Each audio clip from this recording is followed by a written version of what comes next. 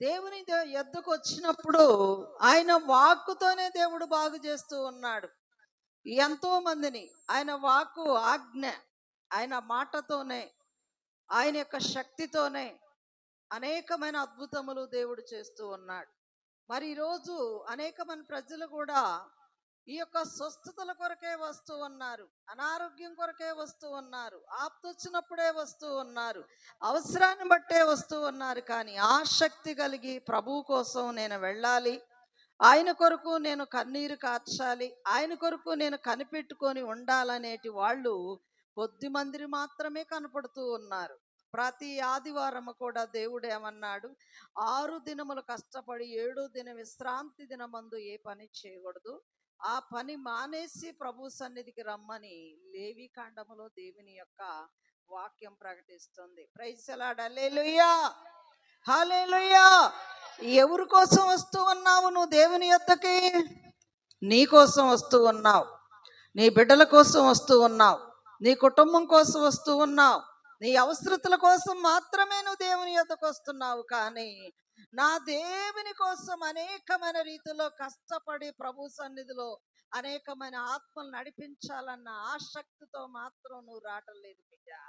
Praise the Lord. Hallelujah, hallelujah. నీవు ఆసక్తి కలిగి వస్తే నీ ప్రతి అవసరత కూడా దేవుడు తీరుస్తానంటూ ఉన్నాడు. నీవు అనారోగ్యంగా వచ్చినా నీకు ఆరోగ్యాన్ని దేవుడు ఇస్తానంటూ ఉన్నాడు. అప్పులతో వస్తే నీ అప్పుల నుండి దేవుడు తీరుస్తానంటూ ఉన్నాడు. నువ్వు ఆపదతో వస్తే బిడ్డ నీ ఆపదేంది, ఎలాంటి అవసరం కోసం వచ్చినవని దేవుడు అంటూ ఉన్నాడు. మరి అలాంటి టైములో త్యాగంగా ప్రభువు కోసమే వచ్చిన బిడ్డని దేవుడు పరీక్షించి కూడా చూస్తూ ఉన్నాడు. ఇక్కడ దేవుని యొక్క వాక్యము అనేకమైన అద్భుతములు మనం చూస్తూ ఉన్నాం. దేవుడు బాగు చేసే ప్రతి ఒక్క రోగిని కూడా మాటతోనే, ప్రభు కోసం మనం ఎందుకు వస్తున్నామంటే, ఎలాంటి బాధ కోసం వస్తున్నామంటే, కీర్తన గ్రంథములో 107వ కీర్తన 19-20 వచనములో దేవుడు ఇక్కడ చక్కగా చెప్తూ ఉన్నాడు. చదువు బిడ్డ. కష్టకాలమందు వారి యెహోవాకు మొరపెట్టిరి, ఆయన వారి ఆపదలలో నుండి వారిని విడిపించెను. ఆయన తన వాక్కును పంపి వారిని బాగు చేసెను. Praise the Lord. హల్లెలూయా. మన కష్టం వచ్చింది, బాధ వచ్చింది, మనకు అవసరం వచ్చింది, మనం ప్రతి ఒక్క బాధతోటి మనం దేవుని యొద్దకు వస్తూ ఉన్నాం. అలాంటి టైంలో దేవుడు ఏం చేస్తున్నాడంటే, ఆయన వాక్కును పంపించి నిన్ను బాగు చేస్తూ ఉన్నాడు. విన్నారా? డబ్బుతో నువ్వు డాక్టర్ల దగ్గరకు వెళ్ళిన దేవుడు అక్కడ డాక్టర్ బాగు చేయడు, కానీ దేవుడు మాత్రము నిన్ను బాగు చేస్తూ ఉన్నాడు. నీ కష్టం వచ్చినప్పుడు ప్రభు సన్నిధిలో చెప్పుకోవడానికి మాత్రము నువ్వు సిద్ధపడి కష్టం కోసమే వస్తూ ఉన్నావు. కానీ ప్రభు కోసం వచ్చేవాళ్ళు లేరండి, ప్రభు పని కోసం వచ్చేవాళ్ళు లేరండి, దేవుని పని చేయాలని ఆసక్తి కలిగి వచ్చేవాళ్ళు లేరండి. ఎలాగొచ్చారు? ఆయన వాక్కును పంపించి వారిని బాగు చేశాను. Praise the Lord. Hallelujah, hallelujah. ఆయన వాక్కు ఎక్కడున్నది? ఆయన మాట నోటిలోనే పవర్. ఆయన వాక్కు పంపించి ఆయన బాగు చేసే దేవుడు. మరి ఈ లోకములో ఎంతో మంది డాక్టర్ల దగ్గర ఎంత డబ్బు ఖర్చు పెట్టినా బాగుపడిన వాళ్ళు ఎంతో మంది ఉన్నారు. కానీ దేవుని యొద్దకు వస్తే దేవుడు బాగు చేస్తూ ఉన్నాడు. ఆయన దగ్గర శక్తి ఉంది కాబట్టి, ఆయన దగ్గర పవర్ ఉంది కాబట్టి, ఆయన దగ్గర వాక్కు పరిపూర్ణమైన పవర్ ఉన్నది కాబట్టి దేవుడు నిన్ను ఇక్కడ బాగు చేస్తూ ఉన్నాడు.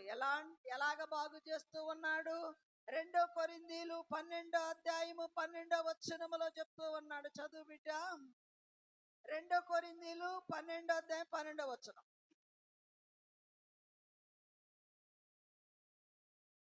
క్రియలను, సూచక్రియలను, అద్భుతములను, మహత్య కార్యములను చేయుట వలన అపోస్తలుని యొక్క చిహ్నములు పూర్ణమైన ఓర్మితో మీ మధ్యన నిజముగా కనపరచబడెను. Praise the Lord. హల్లెలూయా. ఇక్కడ సూచక్రియలను, అద్భుత అద్భుతములను, మహాత్యములను కొంతమంది క్రైస్తవ బిడ్డలు వీటి కోసమే వస్తున్నారు, కానీ దేవుని కోసం రావట్లేదు.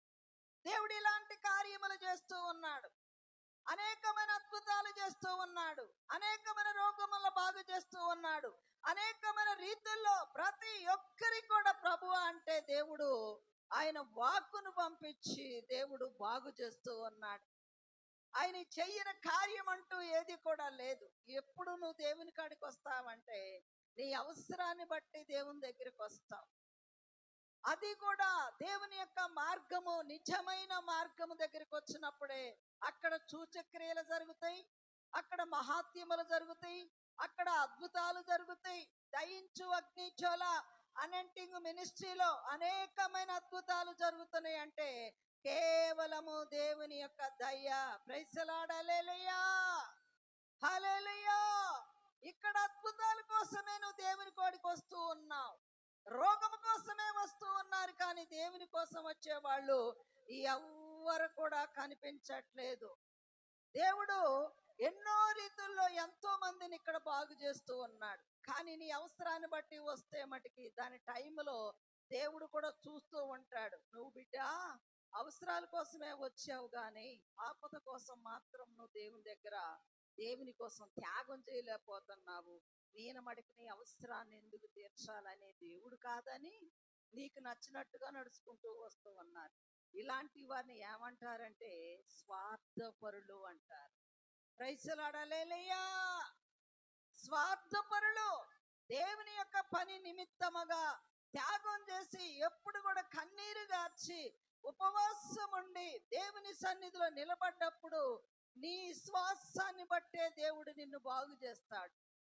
నిన్ను బట్టి, నీ మనస్సును బట్టి, నీ తలంపులను బట్టి, నీ ప్రవర్తన బట్టి దేవుడు ఎటువంటి రోగమునైనా బాగు చేస్తూ ఉంటాడు, ఎటువంటి వారినైనా స్వస్థపరుస్తూ ఉంటాడు. ఇక్కడ అంటూ ఉన్నాడు, మరి చక్కగా ఒక రోగి ఇక్కడ పడి ఉన్నాడు, ఒక ప్రధాని యొక్క కుమారుడు ఇక్కడ పడి ఉన్నప్పుడు దేవుడు కార్యం ఎలా జరుగుతుందో చూద్దాం. యోహాను సువార్త 4వ అధ్యాయము 48, 49, 50 వచనం చదువు బిడ్డ.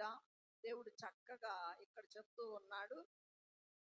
సూచక క్రియలను, సూచక క్రియలను, మహత్కార్యములను, మహాత్య కార్యములను చూడకుంటే మీరెంత మాత్రము నమ్మరని, మీరు ఎంత మాత్రము నమ్మరని అతనితో చెప్పెను. ప్రైజ్ ది లార్డ్, హల్లెలూయా. యేసు ప్రభువారు ఇక్కడ అంటూ ఉన్నాడు, మీరు నమ్మరా?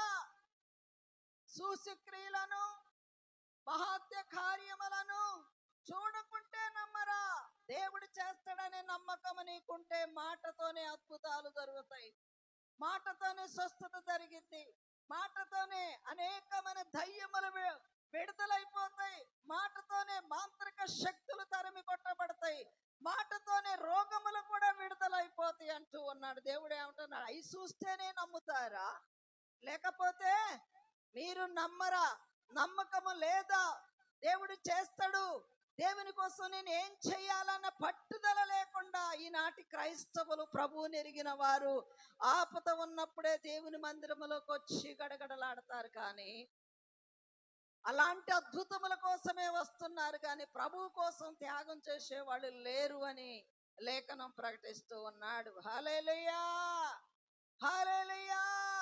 ఇక్కడ అంటూ ఉన్నాడు 49వ వచనములో, మరి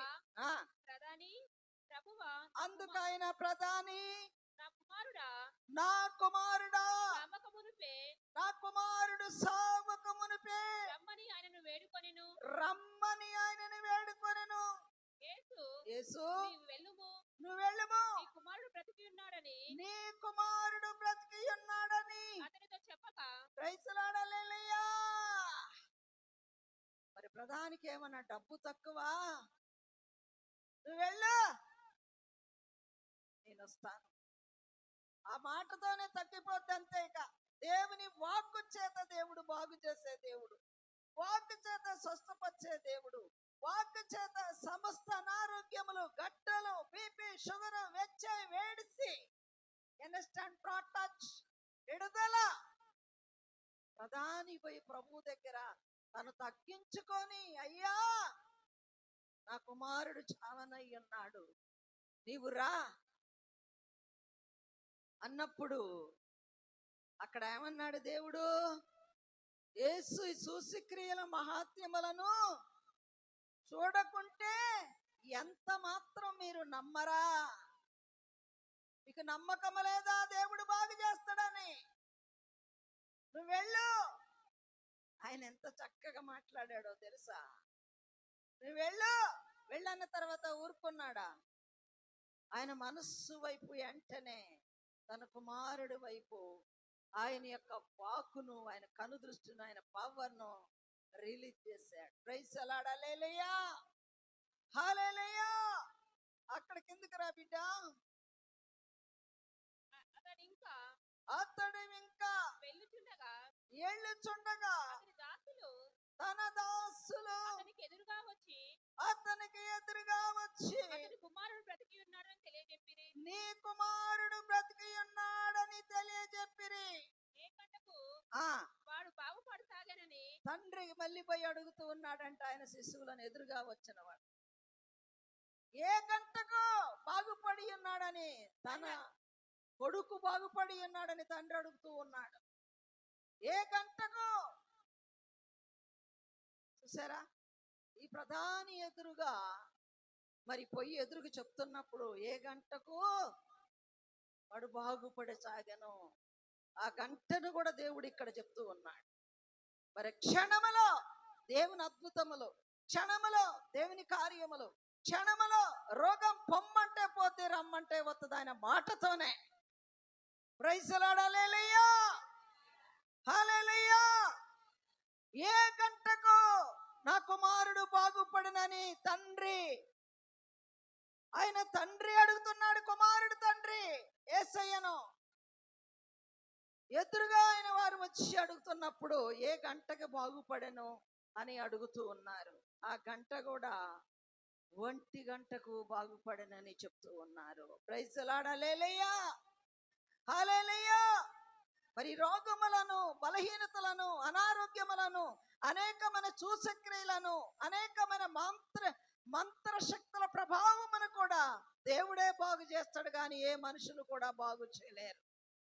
ఆయన బాగు చేస్తాడన్న నమ్మకం మాత్రం మనకుంటే చాలు. అందుకోసమే దేవుడు అంటూ ఉన్నాడు ఇర్మీయా గ్రంథంలో 6వ అధ్యాయం 16వ వచనంలో, నిజమైన మార్గం ఏదో అడిగి తెలుసుకొని అందులో నడుచుకోండి, అప్పుడే మీకు అద్భుతములు జరుగుతాయి, అప్పుడే రోగాలు బాగుపడతాయి, అప్పుడే అనేకమైన కార్యములు జరుగుతాయి. ఈ స్థలములో దేవుడు జరిగిస్తున్నాడు, కానీ ఆ అద్భుతములు జరిగిన తర్వాత మీకు నచ్చినట్టుగా నడుస్తున్నప్పుడు మళ్ళీ నెక్స్ట్ చూడలేరు అద్భుతాలు.